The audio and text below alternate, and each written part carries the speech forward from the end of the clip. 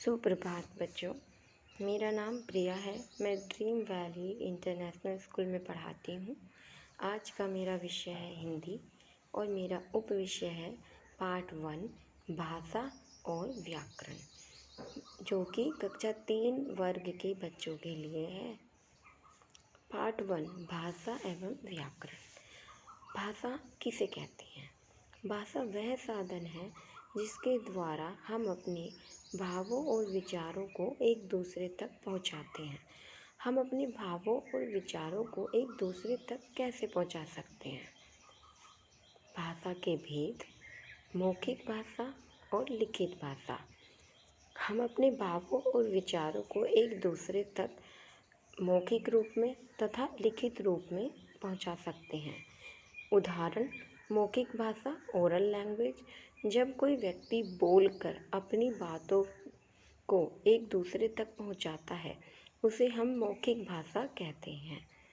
जैसे कि आपने देखा कक्षा में अध्यापिका का पढ़ाना बच्चों के लिए मौखिक रूप होता है। कक्षा में अध्यापिका बच्चों को किताब में जो चैप्टर पढ़ाती हैं उसको मौखिक रूप में पढ़ाती हैं। दो मित्रों का आपस में बातचीत भी करना वो भी मौखिक रूप होता है। तो हमारे अपने विचारों व भावों को एक दूसरे तक मौखिक रूप में पहुंचा सकते हैं। तो सेकंड नंबर है हमारा लिखित भाषा। जब कोई व्यक्ति लिखकर अपनी बातों को दूसरों तक पहुंचाता है तो उसे हम लिखित भाषा कहते हैं और वह व्यक्ति उसे पढ़कर समझता है। जैसे परीक्षा में बच्चे द्वारा प्रश्नों के उत्तर लिखना, किसी को पत्र द्वारा अपनी बात कहना आदि। जब परीक्षा होती है तो सभी बच्चे अपने प्रश्नों के उत्तर अपनी कॉपी में लिखते हैं और अपने जो उनके भाव होते हैं और विचार होते हैं कक्षा अध्यापिका तक पहुंचाते हैं। किस रूप में? लिखित रूप में। और कक्षा अध्यापिका उनके भावों और विचारों को पढ़कर समझती है। इस तरह लिखित रूप में जब हम किसी भी बात को बोलकर या लिखकर समझाते हैं उसे हम लिखित भाषा कहते हैं। तीसरा नंबर है सांकेतिक भाषा। सांकेतिक भाषा सिंबॉलिक लैंग्वेज। संकेतों के माध्यम से अपनी बातों को दूसरों तक पहुंचाने की प्रक्रिया को सांकेतिक भाषा कहते हैं।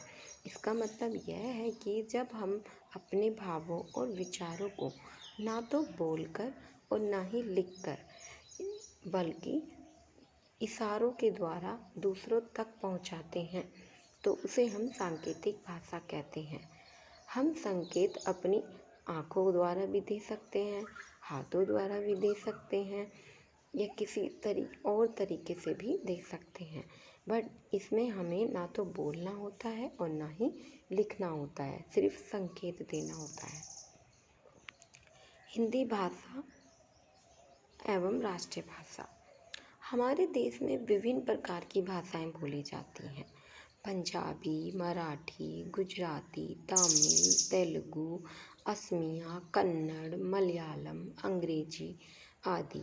लेकिन इन सभी भाषाओं में से एक हमारी एकलौती हिंदी भाषा है जिसे हमारे संविधान में 14 सितंबर 1949 को भारत की राष्ट्रीय भाषा के रूप में स्वीकार किया गया था।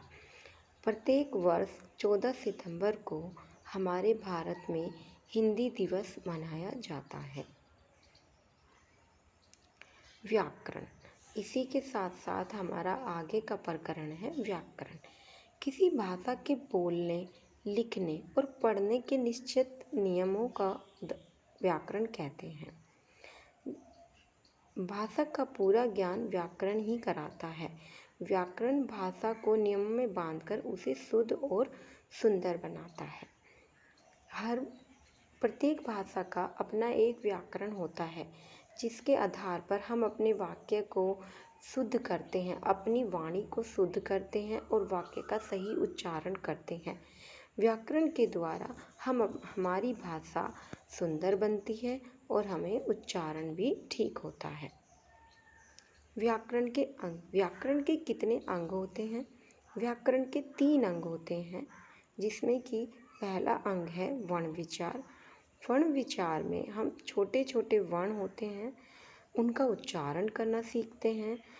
उदाहरण में अगर हम क से लेके ग ज्ञानी तक अक्षर पढ़ते हैं तो हम जितने भी हमारे अक्षर होते हैं क से ग तक वो सभी वर्ण कहलाते हैं।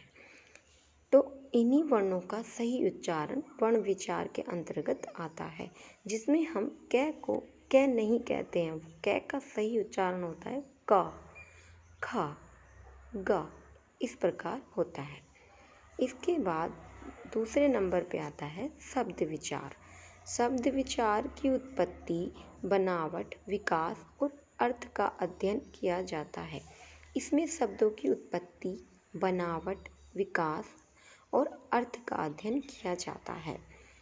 जैसे वर्ण विचार में हम छोटे छोटे वर्णों का उच्चारण करके अपनी हिंदी भाषा को शुद्ध बनाते हैं, ऐसे ही हम शब्द विचार में छोटे छोटे वर्णों को जोड़कर एक एक वर्णों को जोड़कर शब्द बनाते हैं और उसका उच्चारण करते हैं और बनावट करते हैं, जिससे कि हमारी भाषा और भी शुद्ध हो जाती है। तीसरे नंबर पर आता है हमारा वाक्य विचार। वाक्य विचार में हमने एक एक वर्ण जोड़कर जो शब्द बनाए हैं और फिर एक एक शब्द को जोड़कर जो वाक्य बनाया है उसकी शुद्धि करते हैं।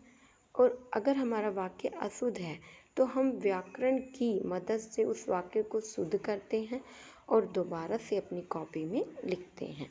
व्याकरण हमारी भाषा को शुद्ध, सुंदर रूप प्रदान करती है। हमने इस पाठ में क्या सीखा है?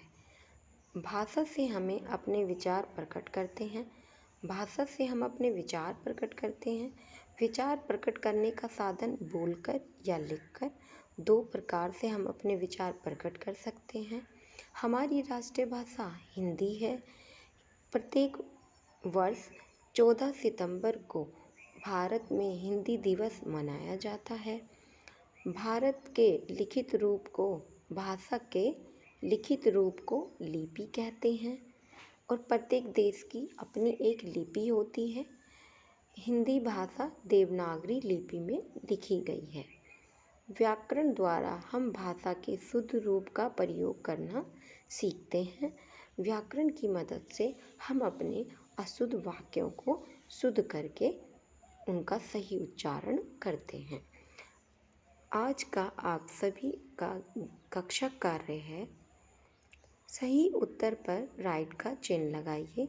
भाषा कितने प्रकार की होती है? विकल्प नंबर 1 2 प्रकार की, 4 प्रकार की या 6 प्रकार की। प्रश्न नंबर 2, हिंदी की लिपि है देवनागरी, रामनागरी या फिर दोनों? रिक्त स्थानों की पूर्ति कीजिए। भावों तथा विचारों को एक दूसरे तक पहुंचाने के साधन को डैश कहते हैं। आपस में बातचीत के समय हम डैश तथा डैश एक दूसरे के विचार जानते हैं। पत्र द्वारा डैश विचार प्रकट किए जाते हैं। प्रत्येक भाषा की एक डैश होती है। दूसरों के विचारों को समझने के लिए भाषा की ज़रूरत नहीं पड़ती। गलत है या सही है? अगर सही है तो राइट लगाएं और गलत है तो रॉन्ग लगाएं। मनुष्य हमेशा बोलकर अपने विचार प्रकट करते हैं। हमारी राष्ट्रीय भाषा अंग्रेजी है। व्याकरण के बिना भाषा का शुद्ध ज्ञान नहीं हो सकता। बोलना भाषा का रूप नहीं है। अब आप सभी अपने कक्षा कार्य को चेक करें कि आपने गलत किया है या सही किया है। भाषा कितने प्रकार की होती है? तो इसका सही उत्तर है 2। हिंदी की लिपि है देवनागरी। रिक्त स्थानों की पूर्ति कीजिए। भावों तथा विचारों को एक दूसरे तक पहुंचाने का साधन को भाषा कहते हैं। आपस में बातचीत के समय हम लिखकर तथा बोलकर एक दूसरे के विचार जानते हैं। पत्र द्वारा लिखकर विचार प्रकट किए जाते हैं। प्रत्येक भाषा की एक लिपि होती है। गृह कार्य है आप सभी का। निम्नलिखित प्रश्नों के उत्तर दीजिए। भाषा किसे कहते हैं? भाषा के कितने रूप होते हैं? हमारे देश की राष्ट्रीय भाषा कौन सी है? लिपि से आप क्या समझते हैं? और व्याकरण किसे कहते हैं? आपने पाठ के आधार पर जो भी सीखा है उसके आधार पर आप इन सभी प्रश्नों के उत्तर दीजिए और इससे आपको यह ज्ञात होगा कि इस पाठ में आपने क्या सीखा है।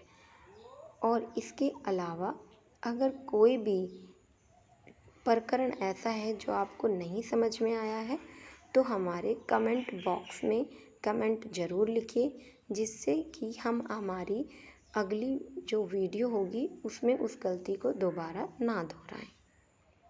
धन्यवाद।